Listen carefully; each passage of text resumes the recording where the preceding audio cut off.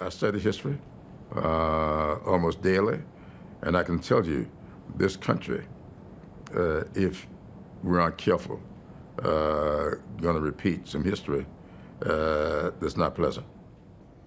Elaborate on that. We see an open fight with the media.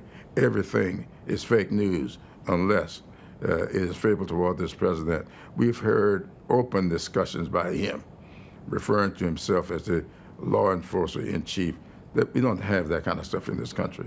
That's the kind of stuff that took place after 1932 in Germany.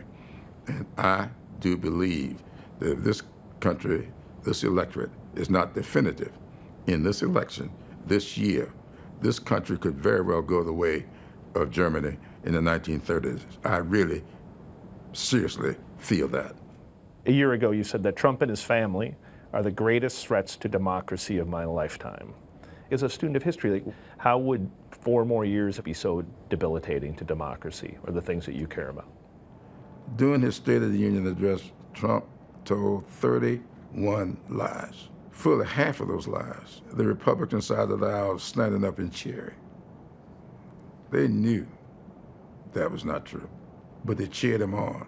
I really believe that the people of Germany knew Hitler was lying, but they cheered him on. And before they knew it, they no longer had a chancellor, but a dictator. Anything that's happened before can happen again.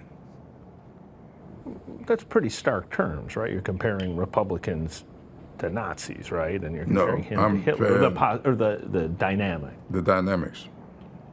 The dynamics. What happened to your Republican friends? Help me understand, like the Republicans who you know are privately pretty critical of Trump. Like, how did they get to the point where they go along or they applaud or get to the point where you'd even say, listen, like there's parallels to what happened in Germany to what we're seeing here? I don't know what happened. I know the thirst for power. I think the poster child for that would be Lindsey Graham.